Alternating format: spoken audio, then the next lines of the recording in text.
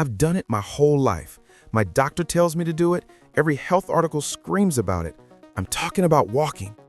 Yet sometimes after a good walk, my legs still feel heavy, my ankles swell, and I still feel, well, just a bit worn out, like my body is working harder than it should. Am I doing something wrong?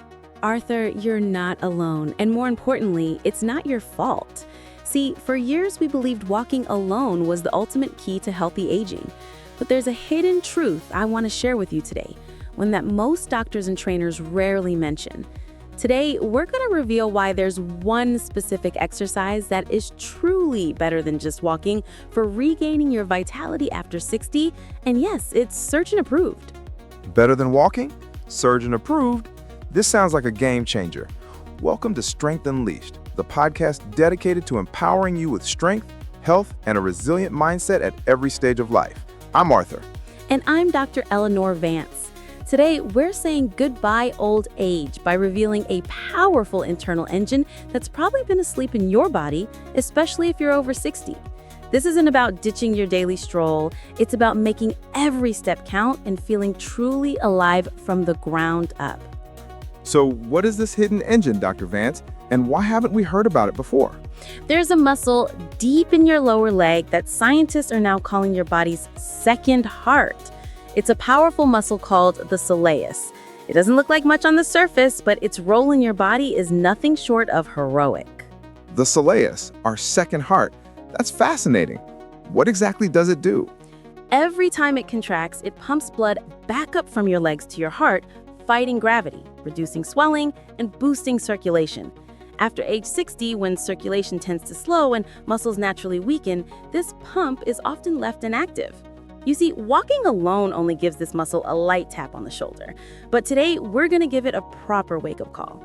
So this is why my legs feel like they're dragging sometimes, or why my ankles swell by the end of the day. My second heart is asleep. Precisely. Your energy drains, swelling builds, stability fades. But here's the good news. This powerful internal engine isn't gone. It's just waiting to be reactivated. Today, I'll show you exactly how to wake it up with 3 simple, safe movements you can do right at home. No equipment, no pressure, and no gym required. This is where stability starts. Okay, Dr. Vance, I'm ready to wake up my second heart. What's the very first movement? Exercise number 1, seated heel raises. This is where stability starts. If you want to feel more secure when you walk, stand, or move through life, we begin right here together. Seated. That's a great, safe start for anyone. How do we do it? 1, sit tall in a sturdy chair, feet flat on the floor, knees at a 90-degree angle. 2, place your palms gently on top of your knees or use 2 small water bottles for light pressure. 3, keep the balls of your feet pressed to the floor. 4, slowly lift both heels as high as you comfortably can. Feel that squeeze in the back of your lower legs. And then slowly down, I imagine.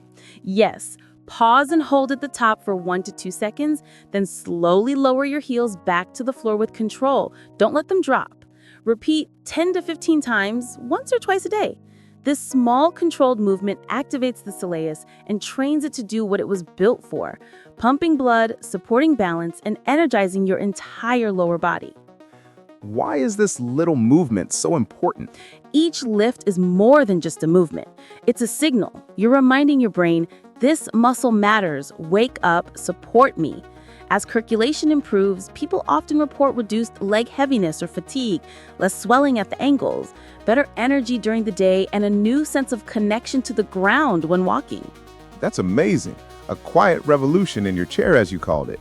Who should be cautious with this exercise? This movement is very gentle, but if you have a recent blood clot, a DVT, severe varicose veins with pain, or any sharp or sudden calf pain, please consult your doctor before starting.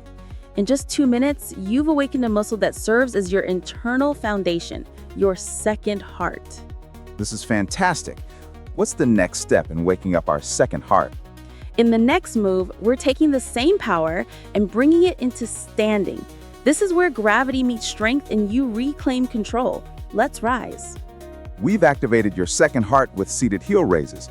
Now, let's bring that power into standing with exercise number 2, standing calf raises. Standing calf raises. This is where that subtle wobble when you first stand up and gets addressed, isn't it?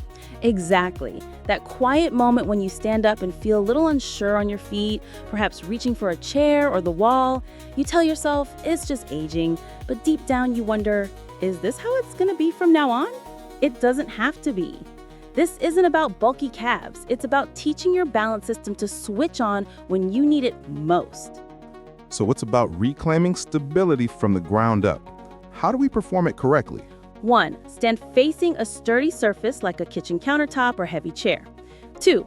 Place both hands lightly on the surface, just enough to feel supported, not to lean. 3. Keep feet hip-width apart, toes pointing forward. 4. Shift your weight slightly toward the balls of your feet.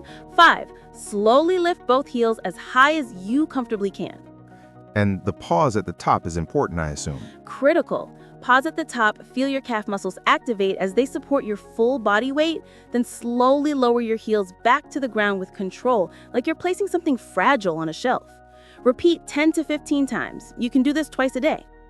Why is this movement works so well for balance? It activates both the soleus and the gastrocnemius, the outer calf muscle. But even more powerfully, each rise and descent trains the nerves around your ankles, knees, and hips to sense your body's position in space, a process called proprioception. The better your body senses itself, the more precise and automatic your balance becomes. So it's building that internal awareness of where our body is in space, which helps prevent falls. Exactly. And unlike walking, which only partially uses these muscles, this movement puts them through their full range, building resilient, long-lasting strength, pumping stagnant blood, and sending energy back toward your heart. This is fantastic for building confidence in standing and walking. Are there any cautions for this one? Yes, avoid or modify if you recently had foot or ankle surgery, experienced dizziness when standing, have severe balance issues, or are at risk of falling without support. If that's you, continue with the seated version and consult your physical therapist before progressing. From fragile to grounded, I love that description. What's the final exercise? Next, we'll take everything you've built so far and dive even deeper, unlocking a secret muscle most people never use, and that might be the missing key to your lifelong stability. Are you ready for the upgrade? Let's go deeper. Goodbye, old age. We've awakened your second heart and empowered you to stand strong. Now for our third and final exercise, bent knee calf raise single leg. This unlocks the deep engine, the hidden muscle that holds you up even when you don't know it. A single leg calf raise with a bent knee? That sounds incredibly specific. What's the secret muscle here? There's a moment most people never notice. The moment your body decides whether it will stay standing or start to fall. It doesn't happen when you take a big step. It happens in the tiny micro movements, shifting your weight, standing on one foot to put on a sock, stepping onto a curb. And if your body's internal stability system isn't working at full capacity, that's when slips happen. So this exercise targets those critical micro movements that prevent falls. Yes, the true powerhouse of balance is a deeper, slower, more tireless muscle called the soleus. The big calf muscle you see in the mirror is more about jumping and sprinting. This final movement is how we teach the soleus to fire up like it was designed to do and carry you through life with quiet strength. So how do we perform this movement correctly to get to that deep soleus muscle? 1. Stand behind a sturdy chair or countertop. Lightly hold for balance. 2. Shift your weight onto your right leg and lift your left foot just an inch off the floor behind you. 3. Here's the key. Slightly bend your right knee. Not a squat, just a soft athletic bend. So a slightly bent knee and then the calf raise. Exactly. From this position, slowly lift your right heel as high as you comfortably can. Pause at the top and feel the activation deep in your lower leg, closer to the ankle. Slowly lower your heel back down with full control. Repeat 8 to 12 reps on the right leg, then switch sides. The tip, keep the knee slightly bent the entire time. Why does that bent knee make all the difference? When your knee is straight, your body naturally uses the gastrocnemius, the flashy outer calf muscle. But when you bend the knee, you take that muscle out of the equation. That forces your soleus, the deep endurance muscle, to activate. The soleus is packed with slow twitch fiber muscles designed for long duration stability, resistant to fatigue, and critical for ankle and knee alignment, directly tied to your balance control system. So it's not weak, it's just forgotten, and this movement reminds our nervous system that it's still there, still powerful, and still capable of holding you steady in the moments that matter most. Precisely. Most people over 60 have a dormant soleus. This movement reminds your nervous system that it's still there, still powerful, and still capable of holding you steady in the moments that matter most. You don't need more strength, you need smarter strength. This is where you build it. Any cautions for the single leg variation? Avoid or modify if you have severe balance impairment, can't stand on one foot with support, recently had ankle or Achilles tendon surgery, or experience intense pain when bending the knee. If you're unsure, try with both feet down or consult your doctor first. Dr. Vance, this has been truly transformative.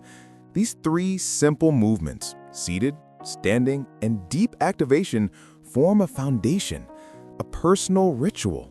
It's a way of saying, I still have control. I still have strength. I still choose to support myself from the ground up. And that's something no medication or device can give you. Only you can. It's not fitness, it's freedom. At this stage of life, it's easy to believe that decline is inevitable. But what we've proven today is that small, intentional action can change the trajectory. You didn't need a gym, fancy equipment. All you needed was your breath, your focus, and a willingness to move. Exactly. Your journey to strength didn't end at 60. In many ways, it's just beginning. Stay steady, stay strong, and always remember, you're not losing power, you're learning how to use it differently. If you felt something shift today, even just a little, leave a comment below and write "Second Heart Activated." Let's build a community around action, not age, around capability, not limitation. If you loved this deep dive and want to continue building ageless strength, make sure to hit that like button, subscribe to Strength Unleashed, and click the bell icon so you don't miss our next video. Thank you so much for watching, and we'll see you in the next episode.